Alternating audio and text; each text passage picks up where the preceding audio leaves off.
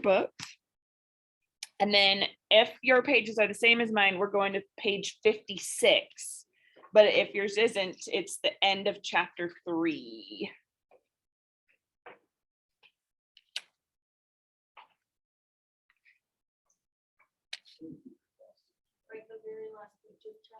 Yeah. All right, we're gonna do another like short passage practice. So you need a piece of paper that you've been working with, or a new piece of paper. You need somewhere where you can write down your thesis statement, and then we're gonna look at how to structure these kinds of essays.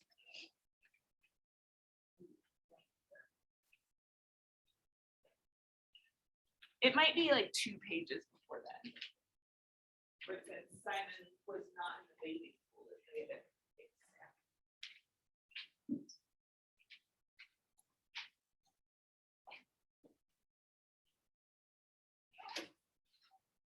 All right.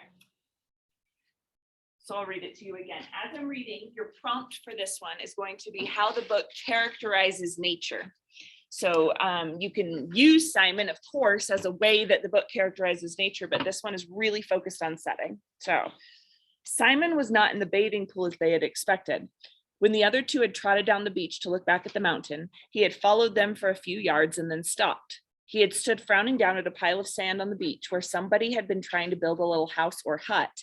Then he turned his back on this and walked into the forest with an air of purpose. He was a small, skinny boy, his chin pointed and his eyes so bright they had deceived Ralph into thinking him delightfully gay and wicked. The coarse mop of black hair was long and swung down, almost concealing a low, broad forehead. He wore the remains of shorts and his feet were bare like Jack's, always darkish in color. Simon was burned by the sun to a deep tan that glistened with sweat. He picked his way up the scar, past the great rock where Ralph had climbed on the first morning, then turned off to his right among the trees. He walked with an accustomed tread through the acres of fruit trees where the least energetic could find an easy, if unsatisfying, meal. Flower and fruit grew together on the same tree, and everywhere was the scent of ripeness and the booming of a million bees at pasture. Here the little ones who had run after him caught up with him. They talked, cried out unintelligibly, lugged him toward the trees. Then, amid the roar of bees in this afternoon sunlight, Simon found for them the fruit they could not reach, pulled off the choicest from up in the foliage, passed them back down to the endless outstretched hands. When he had satisfied them, he paused and looked round.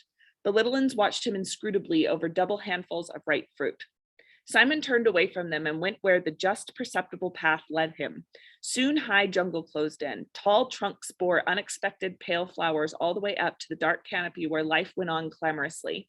The air here was dark too, and the creepers dropped their ropes like the rigging of a foundered ships. His feet left prints in the soft soil, and the creepers shivered throughout their lengths when he bumped them. He came at last to a place where more sunshine fell. Since they had not so far to go for light, the creepers had woven a great mat that hung at the side of an open space in the jungle, for here a patch of rock came close to the surface and would not allow more than little plants and ferns to grow. The whole space was walled with dark aromatic bushes and was a bowl of heat and light. A dark tree, fallen across one corner, leaned against the trees that still stood, and a rapid climber flaunted red and yellow sprays right to the top. Simon paused. He looked over his shoulder as Jack had done at the close ways behind him and glanced swiftly round to confirm that he was utterly alone. For a moment, his movements were almost furtive. Then he bent down and wormed his way into the center of the mat.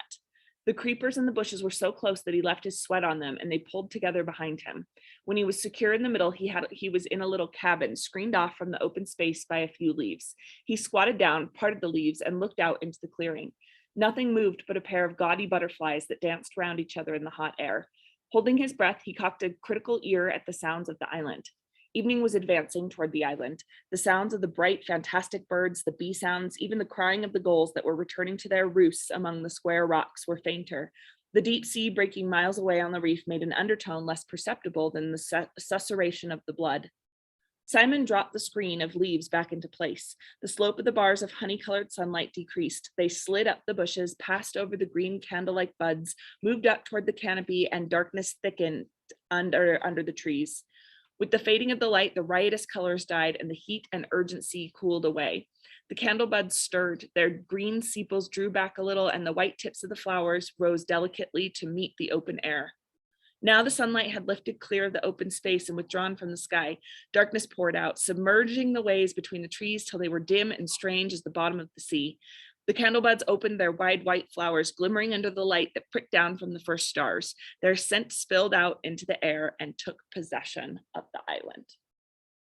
All right, so it's kind of a bit of a longer passage this time. You're going to write a thesis statement now. And at this point, I'm ready to time you writing this thesis statement. So we're going to write a thesis statement in 5 minutes. Remember, your goal is to combine theme with literary qualities in that passage. So thinking about what patterns you see in the language and saying something about how the book characterizes nature. All right, ready? 5 minutes. Go.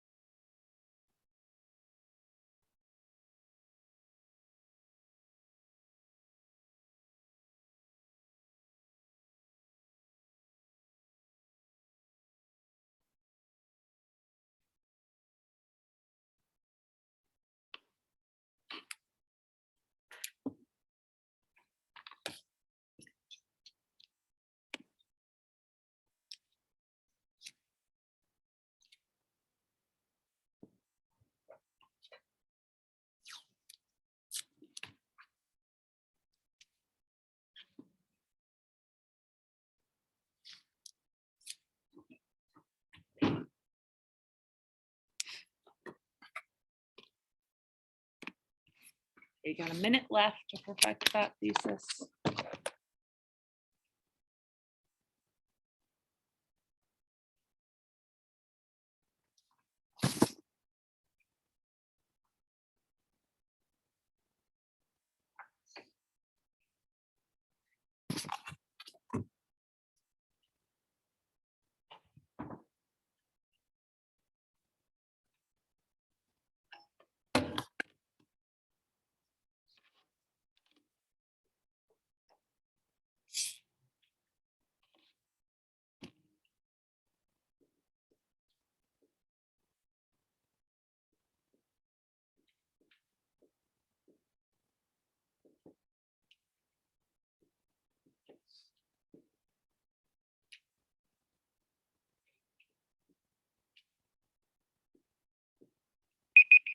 Okay, while I am writing my thesis up on the board, you're going to workshop your thesis the normal way. So you give one piece of specific positive feedback and one piece of specific criticism. You got lots of people missing, so you'll have to pair up in different groups, I think. Maybe just Allie with, or, oh yeah, that works. Allie and Isaac, and then you three together right here.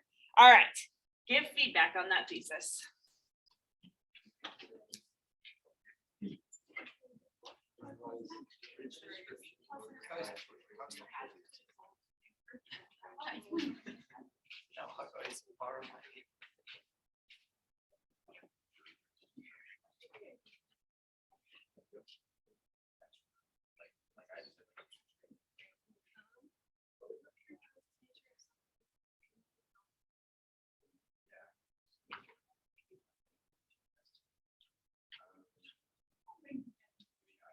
I like the personification part. That's my fun. Personification of the elements. Sounds really good. Also, settings is kind of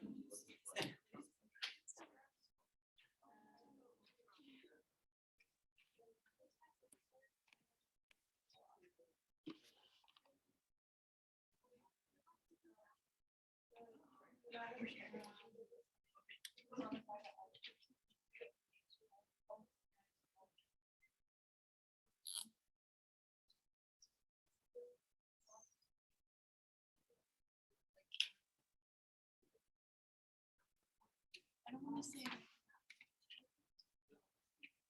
that makes sense.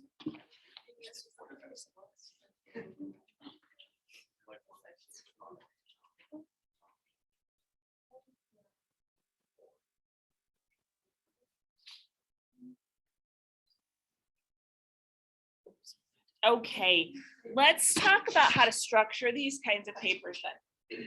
So here's my thesis. I might play around with the order of it. I don't love the last little bit, feels a little tacked on, but it says as the tone shifts with the setting sun, the passage suggests that the internal rhythm of nature is indifferent to human motivations through its use of active cause and effect verbs. So as I was like doing my thesis, I didn't just like one and done it. I had some ideas. At first I wrote nature is indifferent. I said nature has an internal rhythm. So I knew I kind of wanted to incorporate both those things as nature was responding to different sort of like, it'd be like the sun is setting, oh okay, and then this happens and then this happens. It's got this sort of like rhythm, and Simon fitting into that rhythm is like sort of accepting it as it happens, and other characters don't accept it. So I was accidentally bringing in some other information that I know from the book, but just watching Simon sort of like accept that like the vines are sort of closing him in on and so on, I was noticing that nature was overpowering anything human in the scene, right? Simon kind of becomes part of nature rather than like trying to impose his will on nature.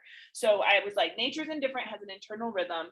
So then I came up with my theme first. I said internal rhythm is indifferent and all-encompassing, but I didn't quite know what I meant by all-encompassing. What I meant was that it kind of like supplanted human needs and desires, like it was like nature took over for the human. So I had to change that. But then I was looking at what can I kind of look at in the language. I said it transitions from light to dark, and the cause and effect pattern to the verb. So I was looking at like, fading light, then things, and then the heat cools away, so that there's like this sort of one thing happens and then inevitably the next thing happens. So then I worked on the wording of it. So I had my kind of theme, and I had my like literary qualities I wanted to point to, and then I was just playing around with the language of the thesis. So it took me the full 5 minutes. I think I had about a minute at the end after I was sort of like thinking about all the different things. Okay, so then I got my thesis. And when you're doing this, hopefully as you're reading, because you'll be reading to yourself quietly, you could be like circling things and underlining things so that by the end of your reading, you kind of have your thesis or the basis of your thesis sort of ready to go.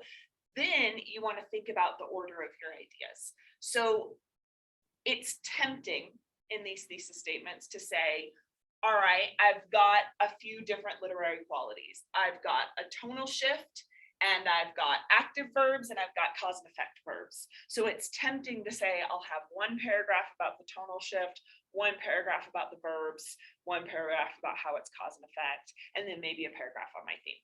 But what happens when you do that is you come up with this kind of list, and you don't have the transitions that guide your reader through those, so that you could imagine having it in any old order and it still makes sense, right? You could start with active verbs and then go to shifting tone, or you could start with cause and effect and then go to active verbs. Like there's no real rhyme or reason for why you're putting the paragraphs in that order.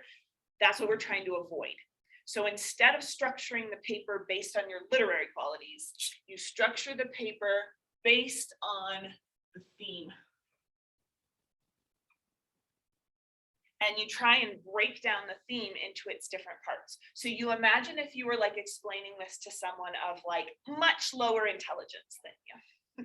You're like, I gotta explain to you my thesis as like precisely as possible. When I say lower intelligence than you, I am just talking about figuring out the structure. To me, it helps because I'm like, they're gonna need the smallest little bits of information in a row in order to like follow along. When you're actually writing it, you're kind of imagining an audience that's just like slightly more educated than you are. But we'll get there in a second. So when you're structuring it, think of somebody who's slightly less educated than you. How are you going to break this down for them? So I like this idea of internal rhythm to start with. Nature has, this is my first body paragraph, nature has an internal rhythm.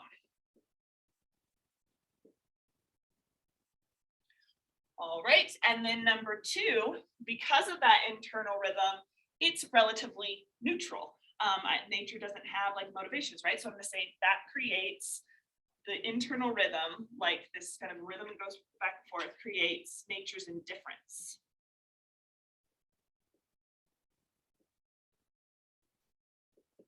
And then what I'm going to say is something about, so when humans interact with nature, it doesn't care. I'll put that in much more academic ways, but it doesn't care about their needs and motivations. And then probably because of that, I want to have like a next point. Maybe I'll run out of time and I won't get a next point. That's totally possible in a 40-minute essay. But I think then I would go on to say the effects of this. Effects for the human. And maybe I'll get to that idea of nature being sort of like all-encompassing, or nature's goals in supplanting human goals as a sort of like effect. That might even be my conclusion. That would be okay. But I'm moving through in this order. Yeah. I have nature's indifferent, where I'm going to be just talking about a ton of the language that make it seem like it is a neutral force before I even introduce Simon.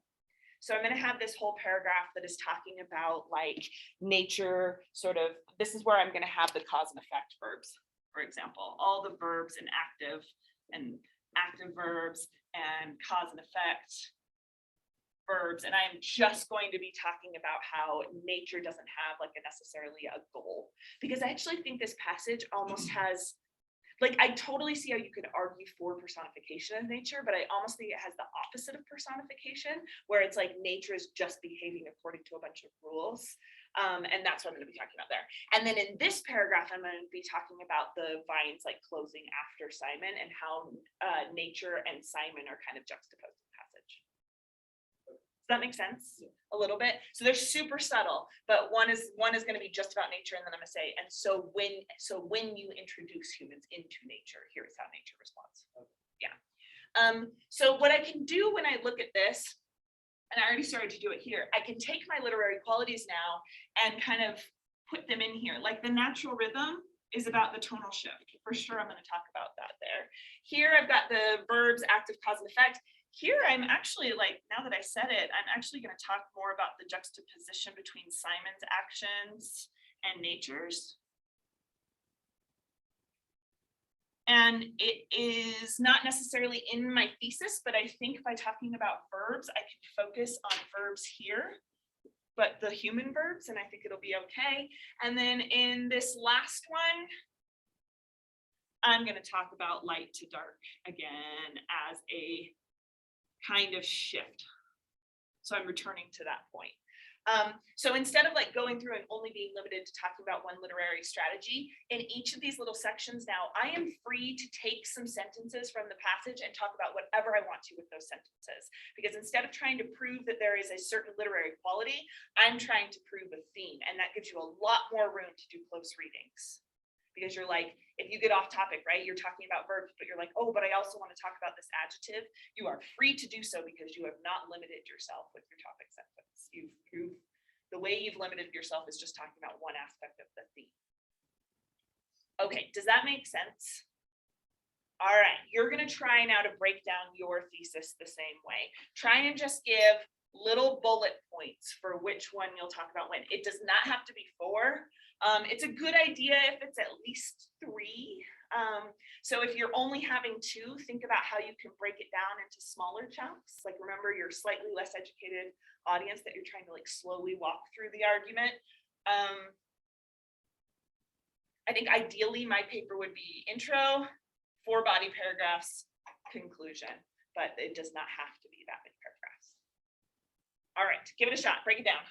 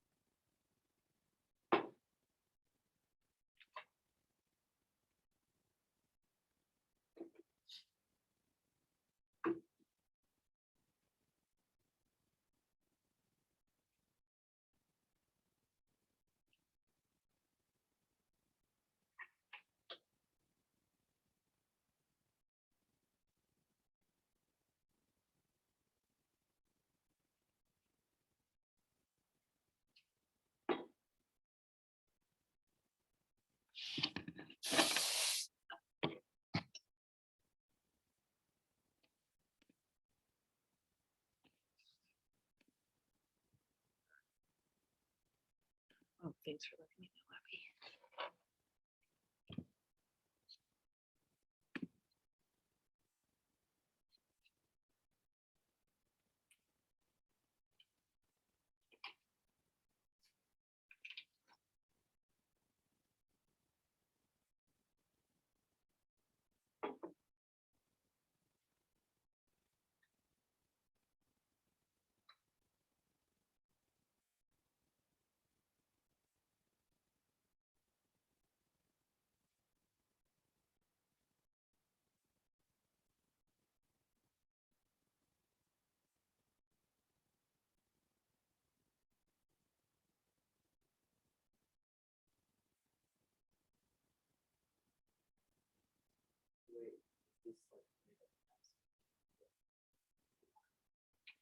These short passage essays, practicing. But you still get the idea because this is kind of the structure you use for any style of essay, even the major works one, which is about the whole book. So if you did it about the whole book, you just practice. Okay, how many of you guys have a little outline now? All right, we're gonna play the annoying 3rd grader game. So what you're gonna do is you're going to, they've already heard your thesis. You might want to remind them what your thesis is. And then you're going to talk your partner through the points of your thesis. So you're not going to just read off the paper, although you're going to use the paper for like, you know, talking points for your discussion. You're going to say, okay, so here is how the passage does this. And you're going to try to have like explain piece by piece how you're going to prove your point. Now, your partner's job is to question them like an annoying third grader would. So you're going to say things like, but why is it that way? Or, but who said that? Or, but what does that word mean? I don't understand what that word means. Like forcing them to give you a definition, or you're just going to ask as many questions as you can about the passage, pretending that this third grader is really trying to understand what you're saying in the passage. They made us do this when we were writing our dissertations sometimes. They would say, explain, like pretend that you're explaining to a sixth grader what your book is about and you have 2 minutes. And it was extremely difficult because like kind of, this sounds bad, but kind of like dumbing down your argument into point by point is actually really hard to do, but it's a really helpful exercise for figuring out structure. So give it a try, be annoying third graders.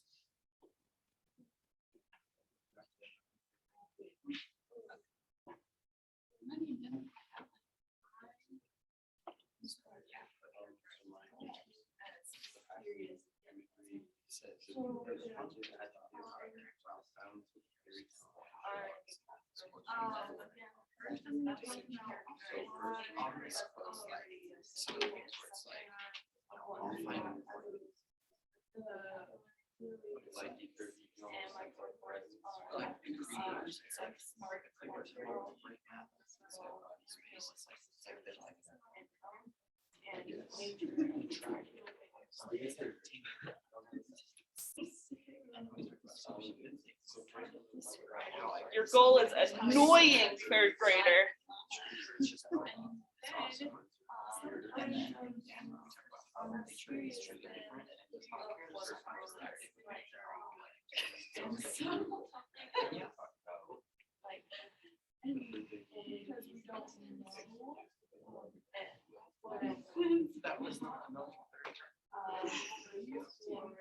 Why is the sky blue?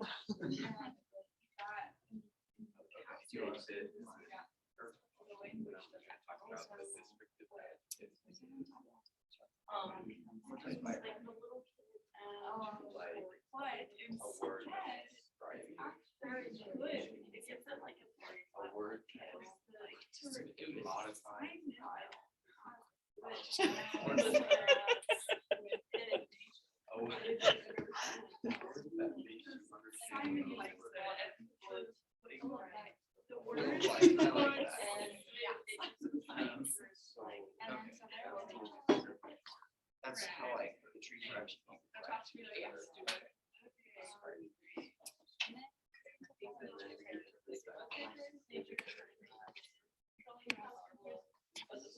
Like it doesn't waste time watching TV like I do all the time.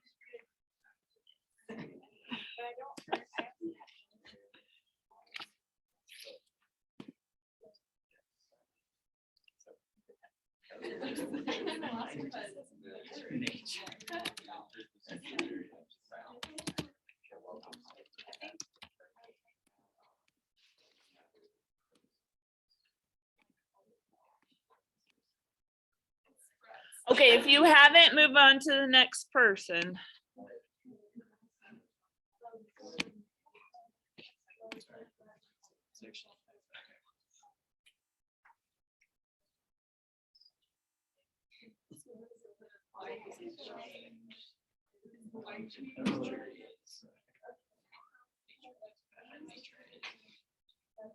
Nature is terrible.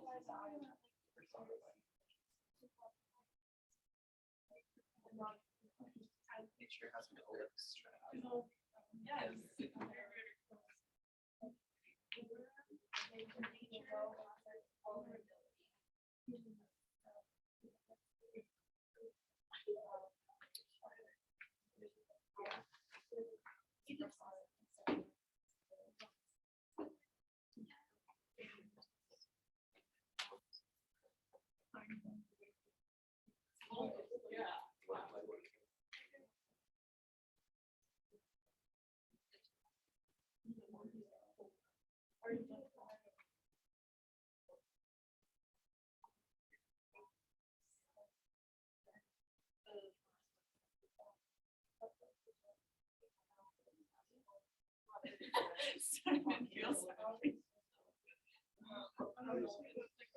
You made it make sense.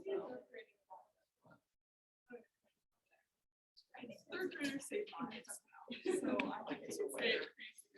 They really do say five. That They kinda goes do. back to, you can, like, tie it back to the beginning about how it's not right on the life. It's like, when I was like, I think it's around it.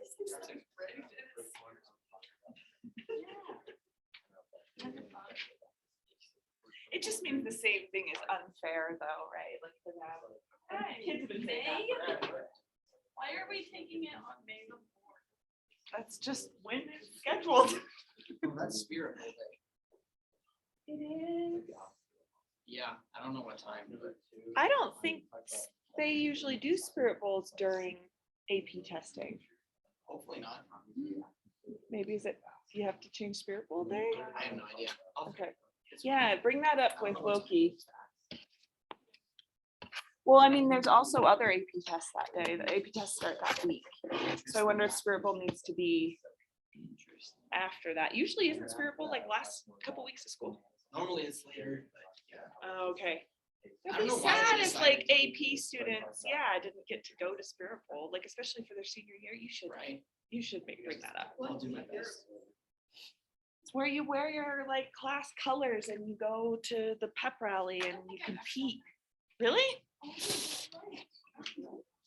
My year, the senior crank, they let out chickens on the basketball court, and That so is such a good we idea. were not allowed to win our spirit bowl. The sophomores won our spirit bowl to show us. It was pretty funny. It was worth it. Okay, so I just passed out our big fourth quarter assignment. Welcome to fourth quarter. For you seniors, you've got 1 quarter left of high school, which is amazing. For you juniors, like good luck, you've got a while. But this is this is our big fourth quarter assignment. If you do this assignment, you end up with a pretty good grade in the class because it's worth so many points. You still have to keep up with your daily prompts, but those sort of calm down as we're done with Lord of the Flies because then we get into review mode. So these are timed writing practices. We've got about a month now. Well, a little bit more than a month, but we've got, you know, it's not too long. It's going to fly by before our AP test. Oh yeah, I'll tell you, did I give you 2? Okay, cool. So basically, I've given you a couple opportunities in class to do timed writing. Honestly, this year, not enough opportunities in class to do timed writing, so we will be doing more in class, especially shortened ones where we kind of start timed essays and then we don't do the full time and we see how far we get, you know. We'll fit a bunch in. But in addition to that, I want us to have more practice. So these are opportunities for you to come in after school. It starts at 2:30, it goes to 3:10. So it's, 40 minutes after school to come and do practice timed essays. I have heard in the past, even though this is like a big assignment, it takes a lot of your time. I have heard in the past that this is the most helpful thing I do to get kids ready for the test. That by the time it comes to the test, you feel so prepared because of this assignment. Did you feel that way with the Lang timed essays after school that I made you come to? Yeah, even though it can be, I know hard to cut out that time. One thing that's a bummer is that we don't have Fridays this year for you to come in during the day, like all day, but I am going to still offer 2 on Fridays. So one is during that personalized learning time, which is like 1 o'clock, 1 to 1:40 we'll do. I know that as you get closer to the test, more and more AP teachers are going to want that time dedicated to their class. So there's that time. There's also, I don't mind, we'll do the 2 to 2:40 as well on Fridays, which is after that personalized learning hour. So I'm hoping more AP teachers want to like protect their planning time. And so you'll have that time open a little bit more. I don't mind doing it then because you're just writing an essay and then you leave. So it's no big deal. But so there's 2 on Fridays. And if you want to just come on Friday, like if you came this Friday, you could knock out 2 essays and only have 1 more to do. So you really could, get this assignment done really fast. I would suggest though, spacing them out a bit because I want you to do 3 of these and I'm kind of having different days for different styles of essays. So this first week, and it does start today, if you wanted to come in after school today, is for major works essays. So these are the ones where it's about the whole book and you don't have the book in front of you, you're just doing it from memory. Then April 4th through 12th, by then we'll be ready to do the short passage essays. And then we'll do a week or so of poetry essays. Those are the ones that we need the most review for. So I save them till the end after we've done a little bit of review, just because those poetry terms were quite a long time ago. So you got to do 3 of those. If coming after school, including on Fridays, is just going to be impossible for you, I really suggest trying to make it work. So if it's a bus issue, see if there's somebody that you could carpool with on that day, that is also in here for a review, or, try and work it out. If it really doesn't work to stay after school for 40 minutes, then I can work with you. I can send home an essay and you can come bring it back to me and so on. I also am making you do 2 multiple choice practices. We've gotten a lot more multiple choice practices than timed essays at this point, but I want you to do 2 of these, and those are on Monday and Wednesday morning. So you come at 7, stay for 25 minutes, we do a little practice, and then you're done. That stinks because it's early, and I used to be able to do those on Fridays, but I'm not gonna be able to this year. So there we go. Again, if it's impossible for you to get here early, try to make it work. We go over the answers and it's so much better to be here. But if you can't be, then let me know. We'll work it out. Ash. So are we doing 3 of each essay? No, 3 total. Okay. So that's why I said it might be helpful to spread them out, like go to 1 major works essay, 1 short passage, 1 poetry. But if you're like, I think I've got the short passage handled, like I'm doing really well on that, then you could come to all 3 poetry if you wanted to. Yeah. Also, for the multiple choice practice. Yes, but not today because it's over. So Wednesday, yeah, it starts Wednesday. Okay. Are there any questions about this assignment, like for the class? If you have personal questions about it, like about the logistics of it, we can talk after that. So this is going on for the next month and a week, starting today. You can get one out of the way if you wanted to, but maybe you need to mentally prepare and you want to do one tomorrow instead. I get that. Also, just so you know, I make my Lang students do this too. I actually make them do more. I make them do 4 essays and 3 multiple choice.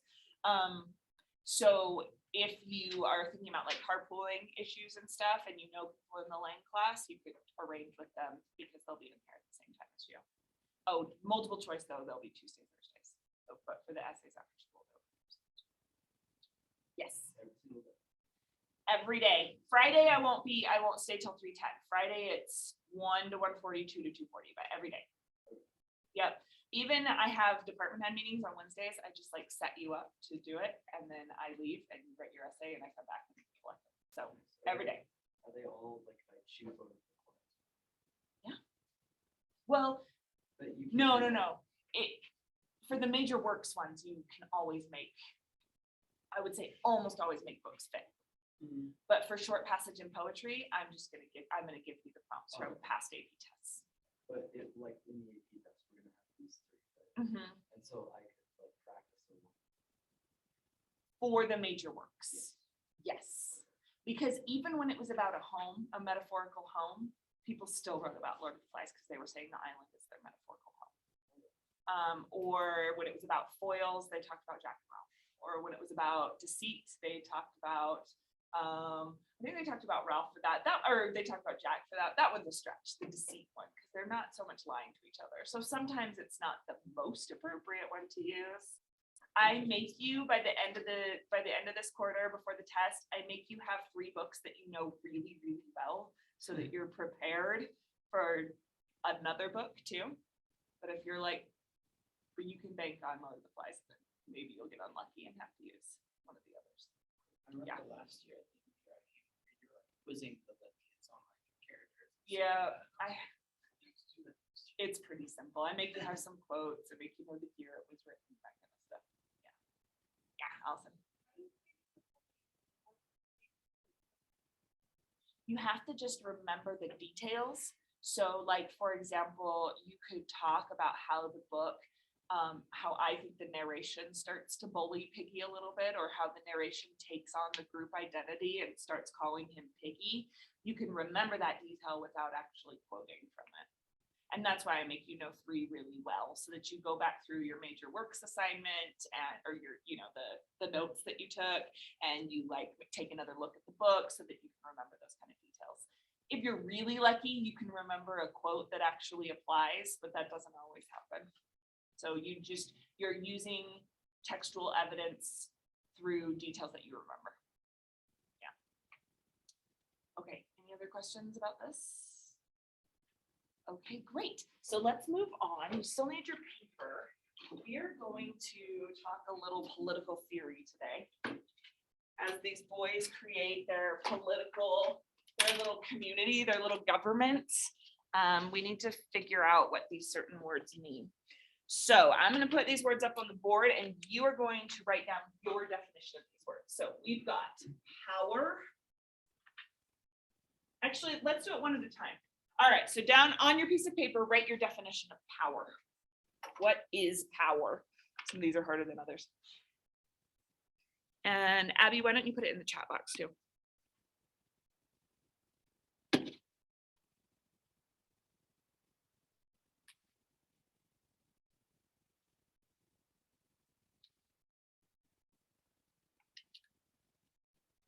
Without looking it up, just your definition.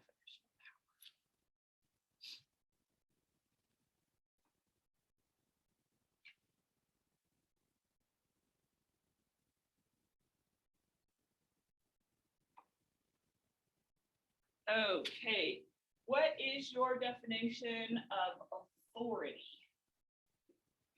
How is that different than your definition of power? What is authority?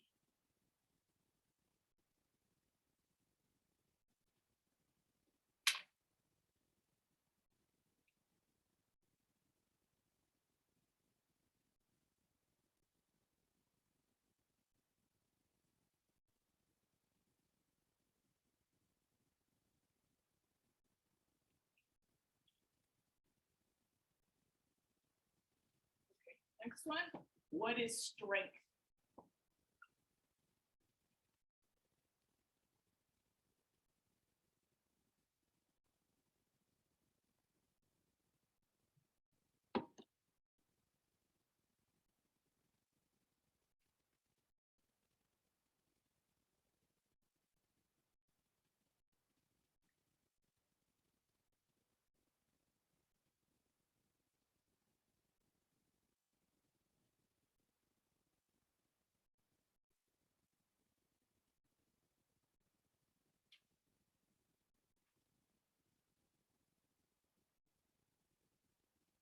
Okay, what is force?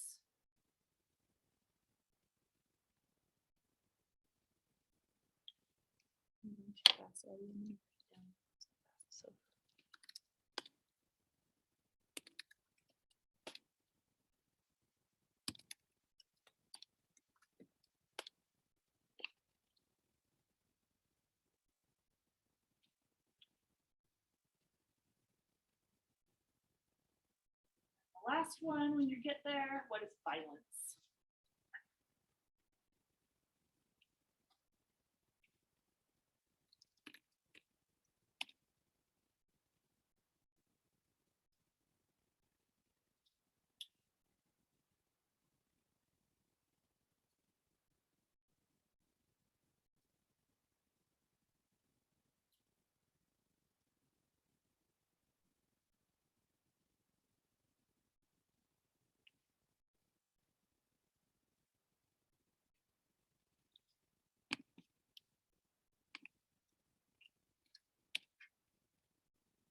Okay, for this I'm going to ask a question and we're going to do a free write. So again, a free write is where you don't care about grammar, you don't care about your handwriting or anything.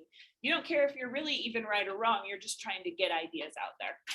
So, and this can go on that same paper, by the way.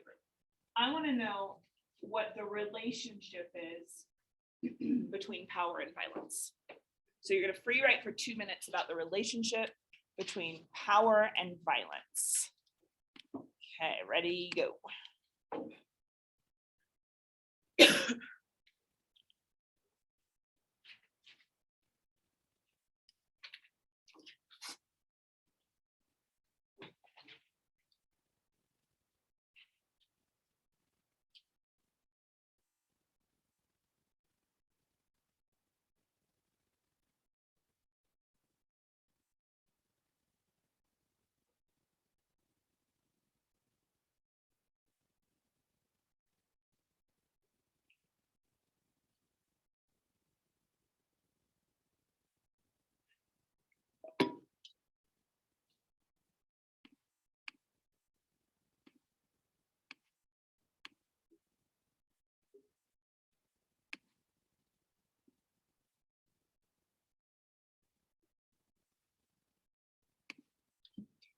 Abby, I'm gonna add you to the class recording assignment for today, and I'll take you off after. But you need it.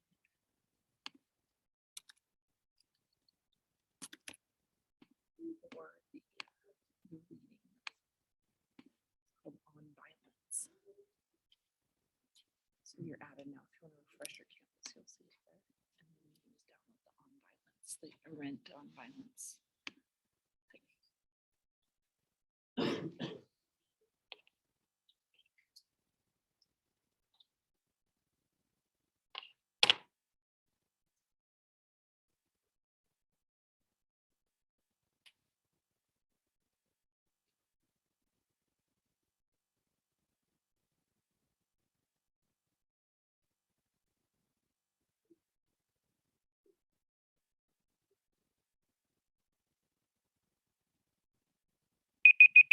Okay.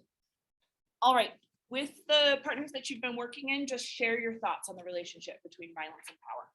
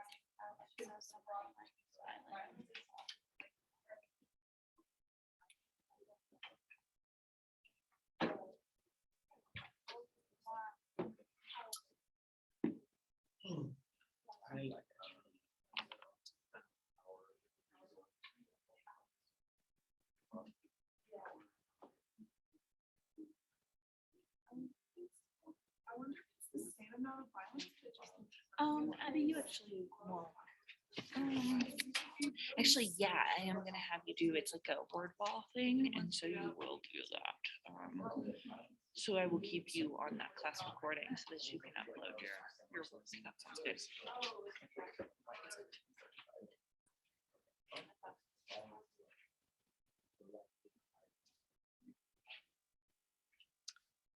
Okay, my goal today is to work the Will Smith, Chris Rock fiasco from last night into every class. Somehow I'm gonna make it work. So at the Oscars last night, Chris Rock made a joke about Jada Pinkett Smith, that's Will Smith's wife, being bald. So he said, I'm looking forward to G.I. Jane 2 coming out. G.I. Jane was a movie from the 90s where Demi Moore shaved her head because she was like a soldier. So it was like a very benign joke, but apparently Jada Pinkett Smith has alopecia and that this is like a very touchy subject. Huh? I said alopecia's awesome. I think it's awesome too. Like people look so cool. It's where you lose your hair, including like eyebrows and everything. So she's like losing hair. She's not totally bald, like you can see, but she is losing hair, and she has spoken about it before as like something that's been really hard for her. So Chris Rock is making this joke about that. He says something like there's like a kind of like I wish I could show you the clip, but it's not school appropriate. Jada Pinkett Smith is not laughing at the joke. Will Smith laughs for a second, and then you see him look over at Jada Pinkett Smith and stop laughing. So she is sitting there angry, and Chris Rock's like, oh, come on, it was a nice joke or whatever. Like, that was a nice one. And then you see Will Smith come up to the stage, and Chris Rock is thinking that it is part of like some sort of bit, right? And so he's like laughing, like he's like, ha ha ha, Richard, because he plays Richard Williams from like the Serena Williams. Yeah, it's really good. Anyway, so he walks up, and Chris Rock thinking it's a bit, is still laughing, but Will Smith, I think it's open hand. I haven't heard the details yet, but like just slaps him. And Chris Rock is like standing there like this, and he's like, Will Smith just slapped the shit out of me. That's what he says. Sorry. And so you kind of get this, like everybody's still laughing because they still think it's a bit, but then Will Smith sits down. And the US, the sound cut out. Wasn't even watching it at the time. we watch the Oscars every year. My brother was on FaceTime, so we were watching it. The sound cut out and it looked like there was technical difficulties. And then when it comes back, there's no sound. And Will Smith is clearly yelling, "Keep my wife's name out of your effing mouth," to Chris Rock. And the sound's still out. And then Chris Rock is trying to recover. And he's just like, "Okay, well, that was the best thing to ever happen on television," something like that.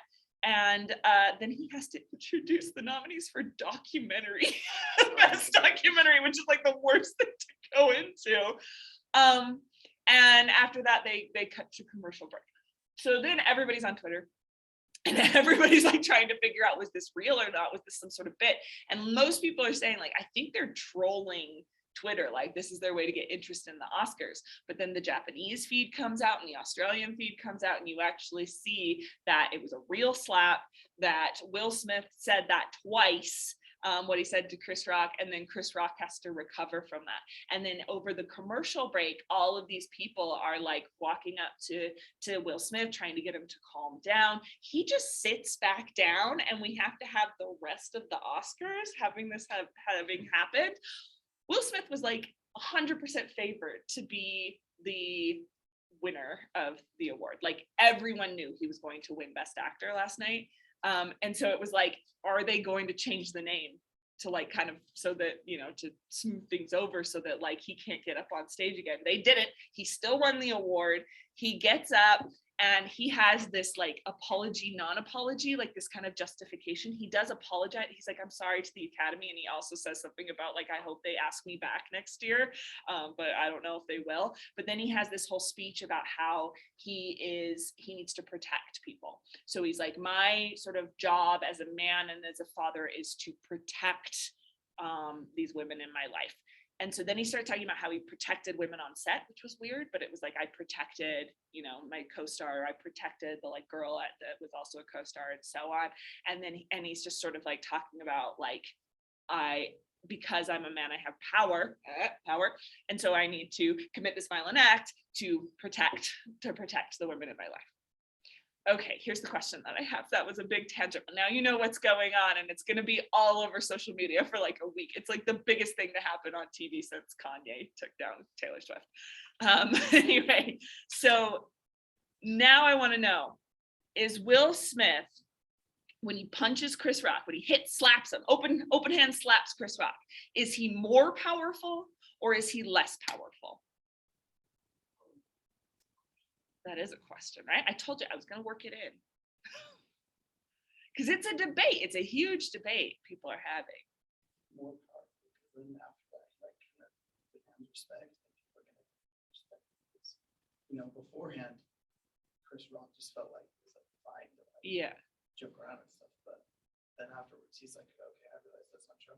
Like give him and his family like the respect that he put. Yeah, he even says like, "I'm going to stop saying anything," you know, like, and so it's like people are going to think twice before telling the Will Smith joke, I think, again. Right? Allison?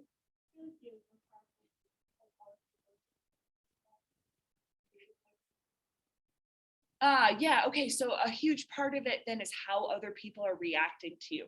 Are they reacting by being like more afraid of you, and so they're not going to like say anything? Or are they going to react by actually upholding the violence and saying like, "Good for him, he stood up for his wife, you know, he like protected women." Yeah. Yes. In my mind, I think, well, like, it's violent in some way, right? Mhm. Whether verbally, physically, you know, violent within themselves, you know. But I think that I'm not sure that violence is like respectable, especially not okay. I still love Will Smith, don't get me wrong, but He's a very lovable guy. But I think maybe in my mind just now he's less powerful because he has used violence. But I think ultimately, like the world, now he's gained power. He's just did this act of violence in the name of power, like because he has power, he's justifying his violence because he has power. And so I think, I don't know. So it's almost like the power is upholding the violence rather than the violence upholding the power. Yes, and I don't think that is. Like morally correct. But you think that's how the world works, kind I of. think that ultimately, because it is such a big thing, people still do like people love this. Yeah. So I think that like maybe on a personal level, it's maybe less powerful, but like on a global, more group scale, then it is maybe more. Okay, I see what you're Does that saying make there. sense? Yep, it does. Yep. Ash, what do you think? You had your hand up before. I don't know. Oh, okay, that's fine. Enoch? I think that violence, power, like it's exercising your power when you don't have a lot of power, like people that have power. Yeah. Anybody. It's like the lowest level of power people don't really respect. That Yeah. I think the only reason he was kind of like that he didn't lose respect and power for that. Yeah. But a lot of times violence. So it's interesting because that means that he's not gaining the power through the violence, he's gaining power through the justification afterwards. Through the like getting people to uphold the violence and to say like, okay, we believe the sort of like story you're telling about why you were violent. But in that moment, who really has the power? I mean, for a minute there, Chris Rock has the power because he has the national televised audience with the microphone and he's like telling this joke. And Will Smith, even when he gets up there and hits Chris Rock, he still is not the one with the microphone. He's still the one who has like disrupted something. It looks like this kind of moment of weakness, like this desperate grasp for power. But in the justification, he can kind of retroactively gain power through that violence. Yeah. I think that like kind of what you were saying, and then chooses to use violence, which is like something out power would do. That he definitely has less respect for men right now because that's really our biggest. Yeah. Violence is like the. Yeah. So with primitive, to me, it seems emotional, right? Really emotional. Really like you let your emotions sort of get the best of you. You weren't able to control yourself in this civilized way. And so by resorting to this kind of like primal way of solving conflict, you say he loses that respect and that power. Okay. Yeah, Allison. He's like doing it on power. Yeah. It's kind of giving like power because Chris Rock is like, I'll stop talking about you. Yes. Yes. And this has become something that is so interesting because Will Smith this is not the first time that he has been the butt of somebody's jokes in terms of him not being powerful in his relationship.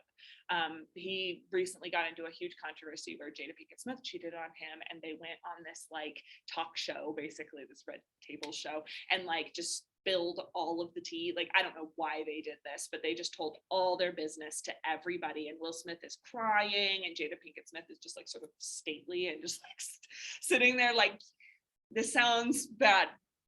This sounds sexist, I think. But she's like very clearly the boss of that relationship to me. At least that's the way that she presents herself. So here is Will Smith in this situation where somebody is like questioning not just like his wife, but like his masculinity in terms of protecting his wife too. And this is where he's going to assert authority. So in my mind, that makes him look a lot weaker. To me, I'm like, this is going to hurt his career because like it wasn't on his own behalf.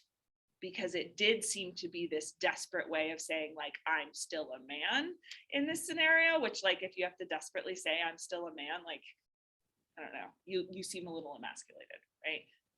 If you have to say it, does that make sense? This might be, I might not be expressing myself clearly here, but like, to me, it was more tragic, like it turned him immediately into this tragic figure. Because then when he's giving his speech, you're just like, this was supposed to be the happiest moment of his life. And now it's like so complicated. And it's like both the saddest and the happiest moment of his life. And that's like, it's so tragic. Okay. it's a tangent, but not quite, because the essay that we're going to read now is from this woman named Hannah Arendt, and she is talking about exactly this. So she's trying to figure out, what does violence do to power? And I think the person who's most closely kind of aligned with Hannah Arendt was what Enoch was saying about violence being this kind of like anybody can do it, and so it might undercut power a little bit. But what I want you to do is, do you see on the sheet that I gave you, this is a really messy copy, just so you know, just ahead of time. It says begin right here with the arrow. That's where you're going to start reading. And then there are portions that are X'd out, and you cannot read those X'd out portions. You could, but they're just, I've skipped around in pages, so it won't make a lot of sense. And then there are footnotes too underneath, and you don't need to read the footnotes. So you're just reading the main text that is not X'd out, and you begin right here. So what you're going to do is, in your same, let's actually group, let's have Ali and Isaac come join this group over here. And you guys are going to take turns reading this out loud. And after each paragraph, at each paragraph break, you're going to discuss what she just said, because she is a little bit, it's a little bit hard to understand. So you're going to stop, you're going to pause, you're going to say, here's what that paragraph was all about, and then you will continue reading out loud. You can write all over these, and that's the instructions I'm going to give you for now. So go ahead and read that through with your groups.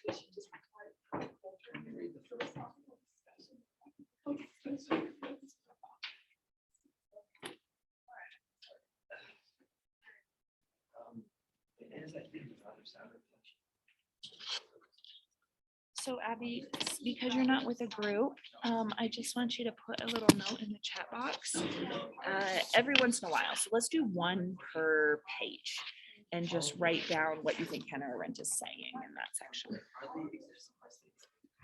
In the words of the might, power, authority,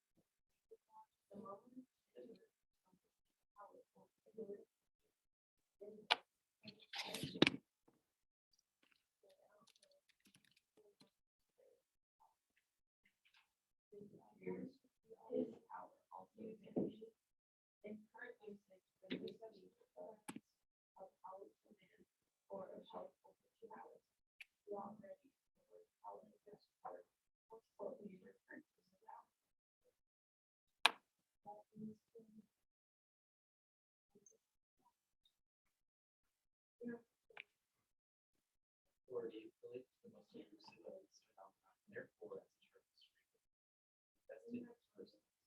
There is such a thing as personal authority, as for instance, in relation to a chapter and teacher. Or it can be vested in officers, as for instance in the roads, or in the hierarchical offices of the church. Its hallmark is unquestioning recognition by neither those who are asked for neither coercion nor persuasion.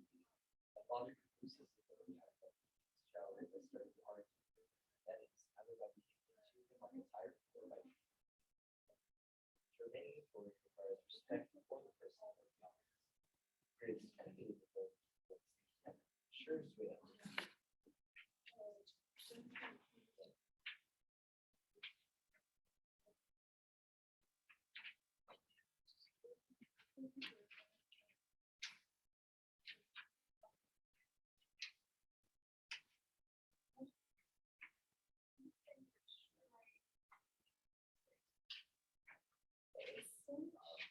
finally, as I've said, distinguished by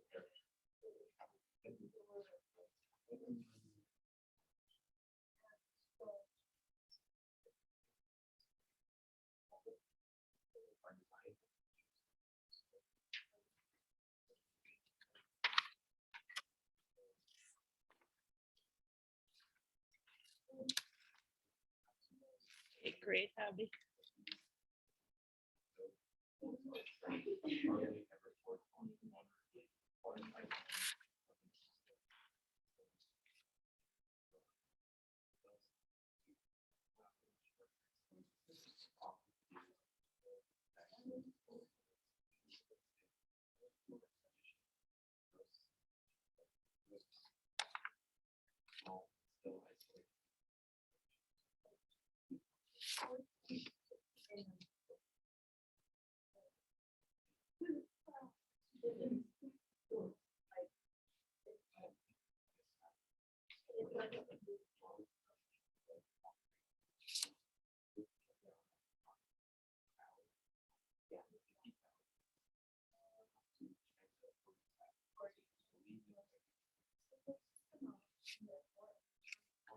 Nothing as we shall see.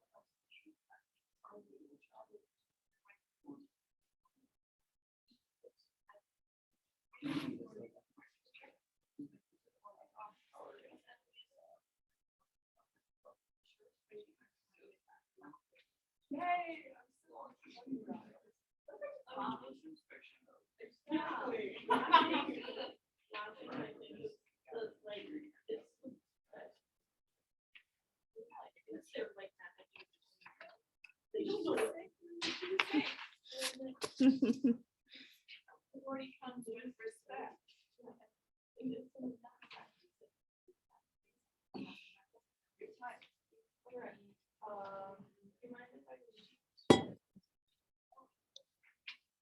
Violence finally is, I have said, is distinguished by well, yes, it is a close, it is close to strength. Says the implement of violence, let's call other and multiplying natural strength and health in the last stage of their development substitute for it. It is perhaps not super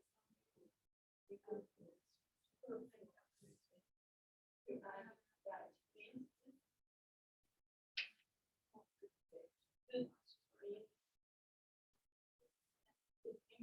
so by no means are the hardly ever correspond to other types.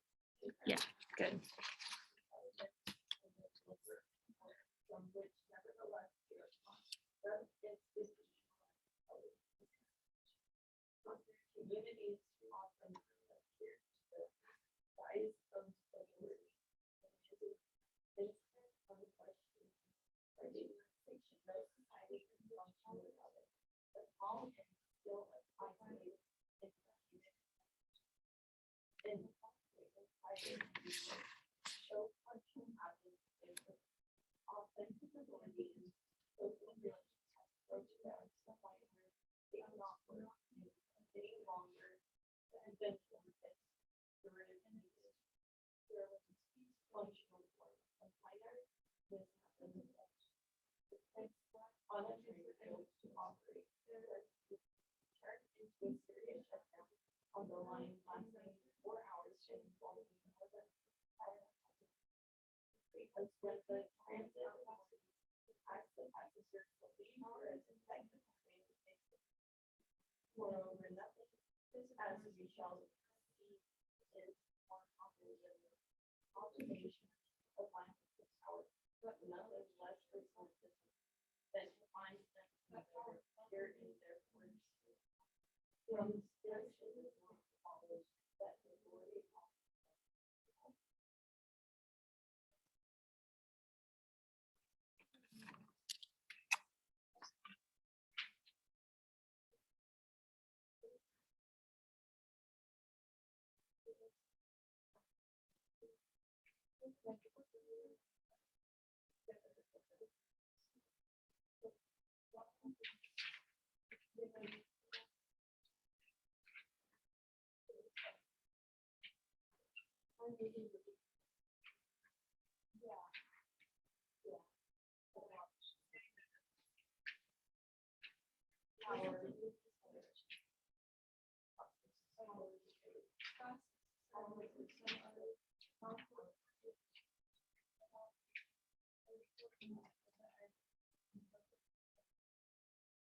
Power needs no justification, being inherent in the very existence of the world.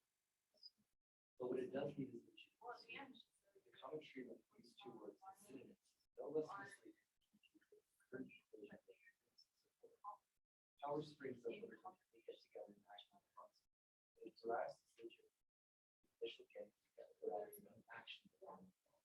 Legitimacy, one challenge, based on itself and an appeal to the past, while justification relates to that lies in the future. Violence can be justifiable, but never be legitimate. Its justification loses implausibility. Margaret is no one questions the use of violence in self-defense. The end justifying power and violence.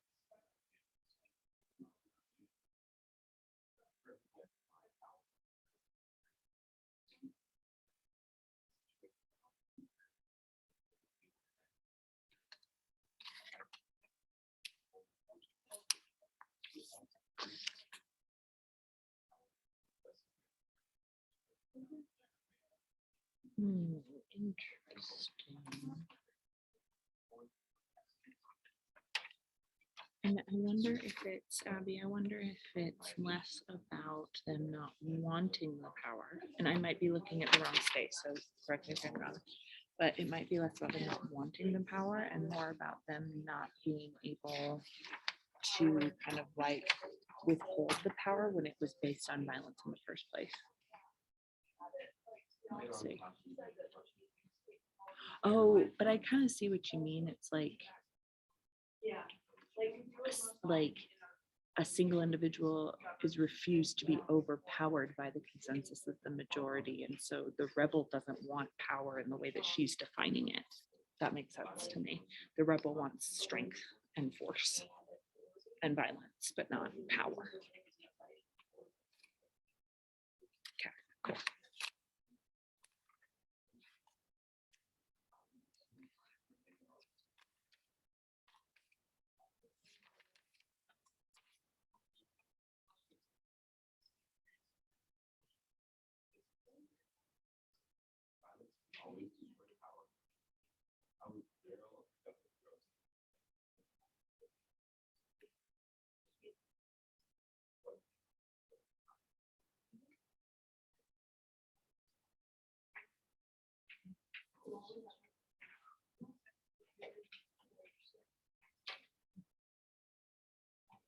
Is this group done reading it?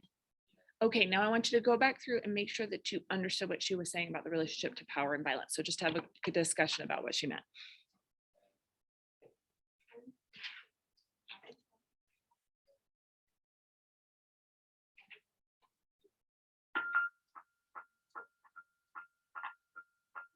What? Time flew by when you're talking about Will Smith. And not Lord of the Flies at all.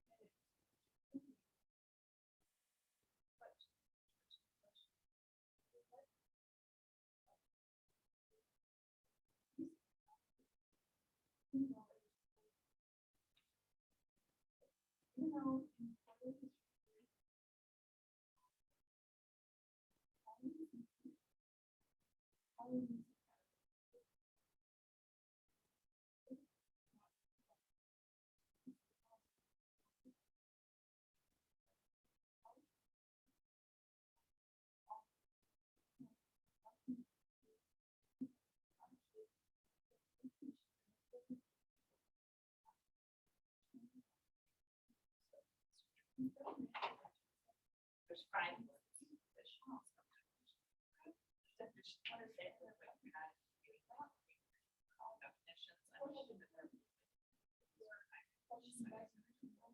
I thought it was super cool. Power actually was. It made sense, but it's not like how it. So we're gonna make word wall pictures. Word wall class, maybe in elementary school. Okay, so basically on these paper, you are going to create a definition, a word definition, picture and like explanation on the wall so that everyone can really read what so you're doing for all 5 words, delegate if you want, but then you can like check and make sure that you got the right definition or you can through your word wall image together and all these word definition, some image that sort of shows what that word means. And some synonyms and antonyms. And then this is the part that we'll probably definitely have to wait for next time, but we'll be writing a quote from the book that backs up that this is the way that one book might be. And I'm not totally sure every book is or not, but there are parts where it is and parts where it doesn't. Okay, so you've got 5 minutes to start, and that could probably mean like delegating the words and then writing a word on a piece of paper. Maybe even starting off the definition. So let me get you the paper.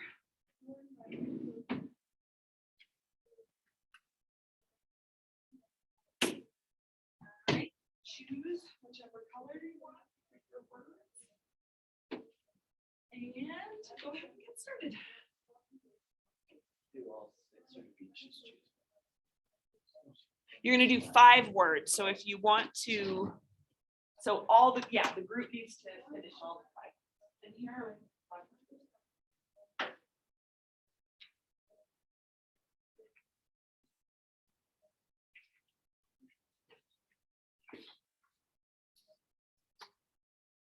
Abby, you let me know when you are done reading. Because it kind of seems like you might be.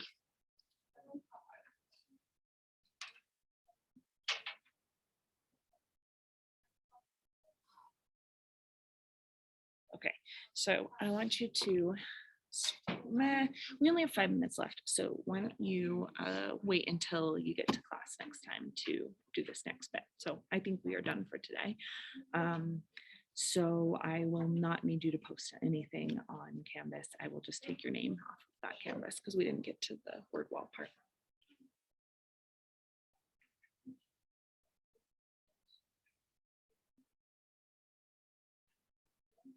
Okay, cool. Then you're good to log off.